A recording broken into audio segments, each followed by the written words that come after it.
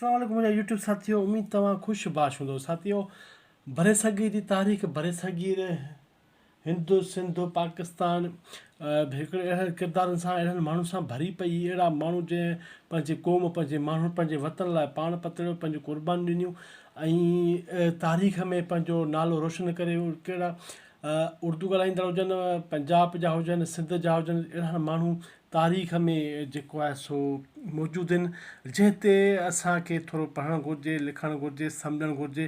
छो त भरे सघी तारीख़ दुनिया जी तारीख़ में वॾो क़तलाम जी तारीख़ रही आहे ऐं विरहाङे जी तारीख़ जेका क़तलाम जी तारीख़ रही आहे। ऐं जेको जंहिंमें विरहाङो थियो उन में जेको ॿिन्ही पासनि ॾांहुं जेको क़तलाम थियो, उहो तारीख़ जे शायदि हिटलर बि अहिड़ो क़तलाम यहूदियुनि सां न कयो हुजे जो अहिड़ो हिते थियो। उहा तारीख़ भरी पई। इन हलचल में जॾहिं 1830 में 37 में जॾहिं अंग्रेज़ क़ाबिज़ थिया, यानी खां उन अॻ में हालतूं कहिड़ियूं, पोइ उन में कहिड़ा किरदार अंग्रेज़नि जे कब्ज़े खां वक़्तु पोइ कहिड़ा कहिड़ा किरदार उभरंदा आया, जंहिं पंहिंजे माण्हुनि लाइ स्ट्रगल कई, जिदोजहद कई। उन में सुभाष चंद्र बोस, भगत सिंह हुयो, असांजो हुयो हेमू कालाणी हुयो, असांजो सूर्य बादशाह हुयो। अहिड़ा खोड़ सारा किरदार जंहिं पंहिंजे अलॻि अलॻि जिदोजहद कई। साईं जेम्स सैद हुयो, जंहिं पंहिंजो अलॻि अलाह बख़्श सूमरो हुयो।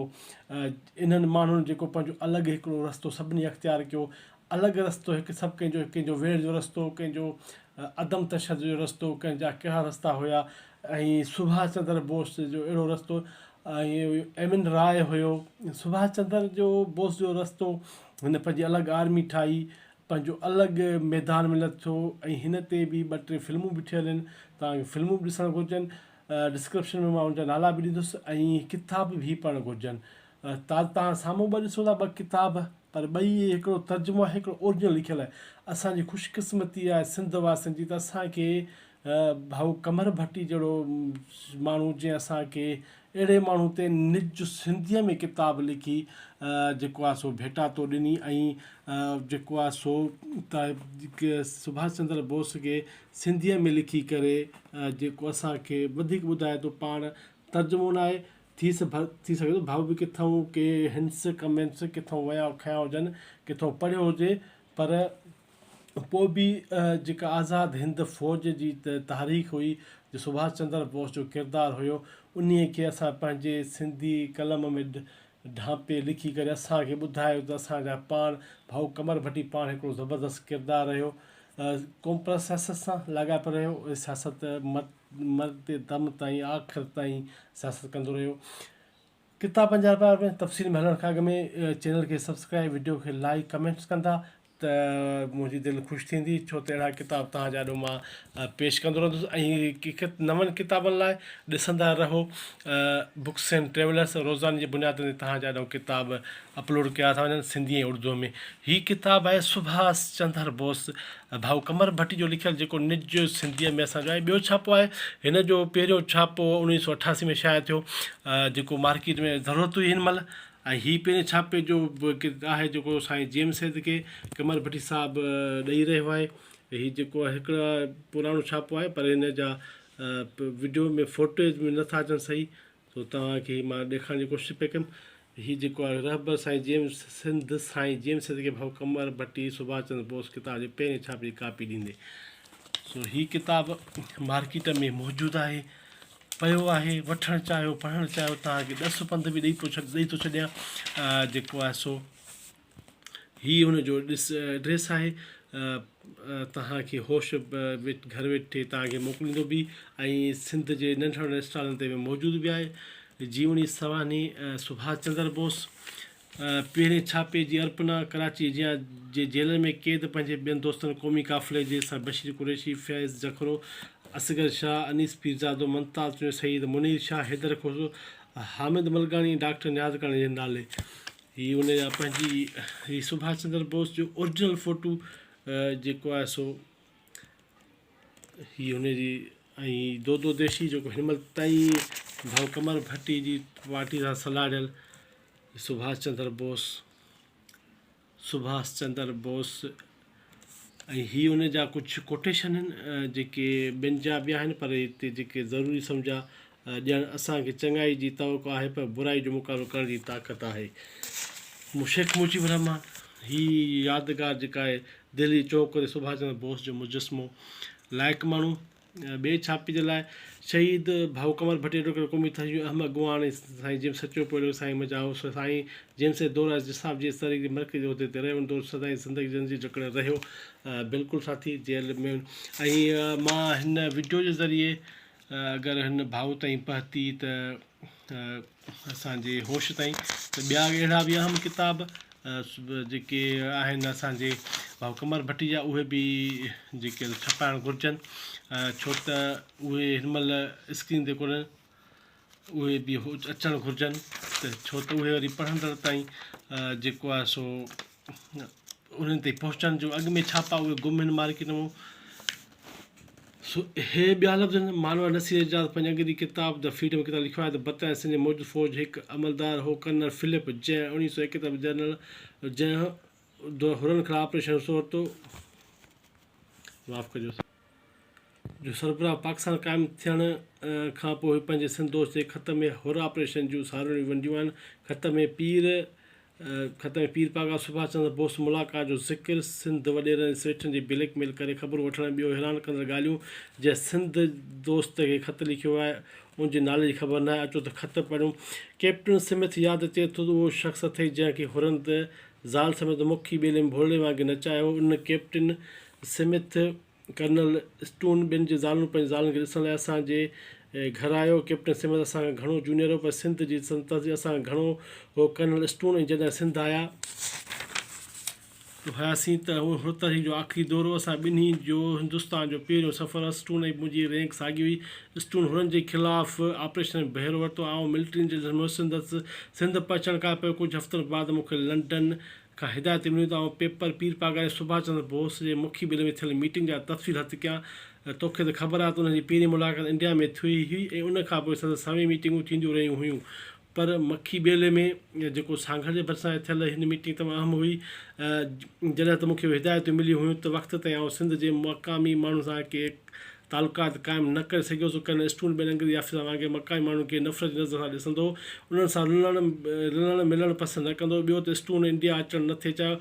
इंग्लैंड में ख़राबु कारकरदगी वारनि खे ऑफिसरनि खे तरक़ी ॾेई हिंदुस्तान मुक़ररु करण जी पॉलिसी तहत कर्नल स्टून बदिली थी सिंध आयो छो त संदसि अखि सुठी न हुई। सिंध में त केस मुक़ररु कयो वियो पर केतिरनि वादनि जे बावजूदि खेसि तरक़ी न ॾिनी वई।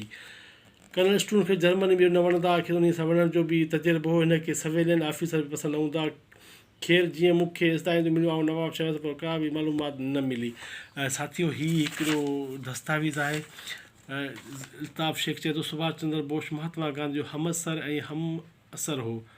इंडिया जी आज़ादी खां पाण पतिड़ो फ़र्क़ु उहो आहे त गांधी जी उहा राय त घोड़ घमसान मारा करण बदिरां अंग्रेज़नि खां कानून जी तरह आज़ादी वरिती वञे।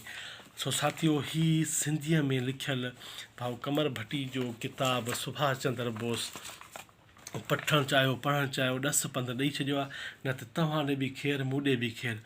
ऐं हीउ पुराणो छापो आहे मूं हुनखे ज़रूरी पे ॾिनो हिन अकेडमी छपियो आहे इमदाद साबरी जो आहे जंहिंखे असांजे मोहम्मद उस्मान अब्बासी तर्जुमो कयो। हीअ बि मूंखे हुई शइ त मां चयो ॿिन्ही किताबनि जो गॾु त हीउ मुंहिंजो पुराणो वरितलु आहे ऐं 2006 में मूं वरितो।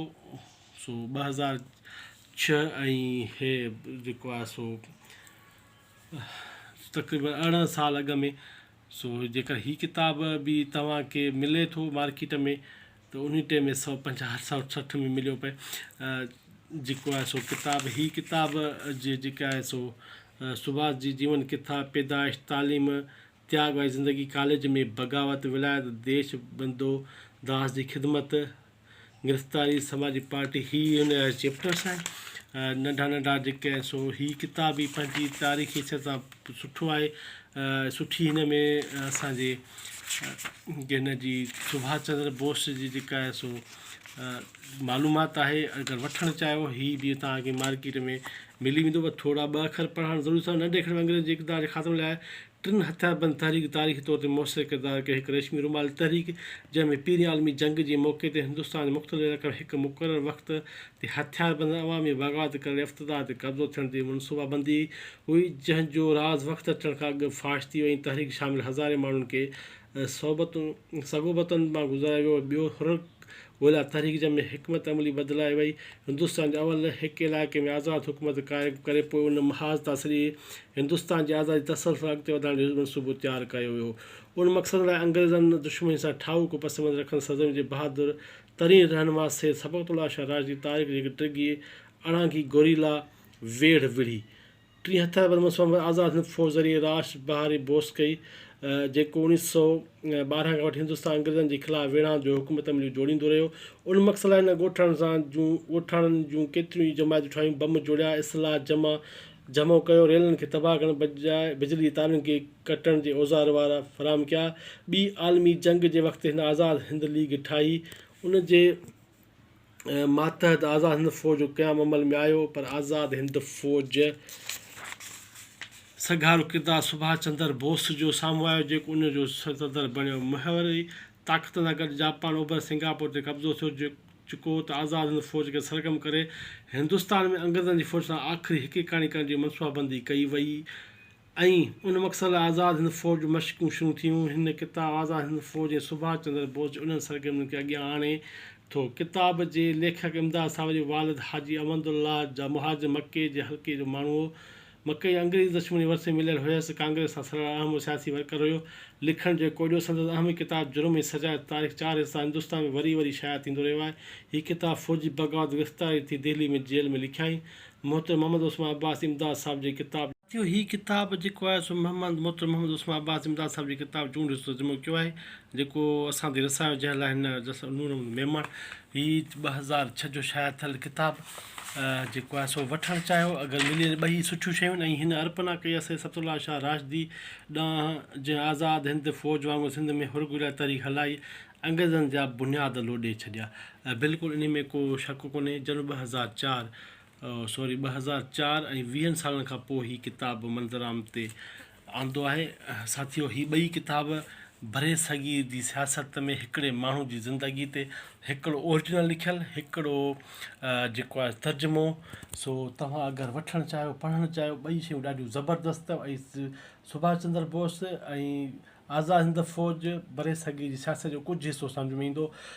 बसि वेंदे निमाणो अर्ज़ु, चैनल खे सब्सक्राइब, वीडियो खे लाइक, कमेंट ऐं ॿियनि सोशल नेटवर्क ते संग सां वंडे कंदा त वॾा वड़।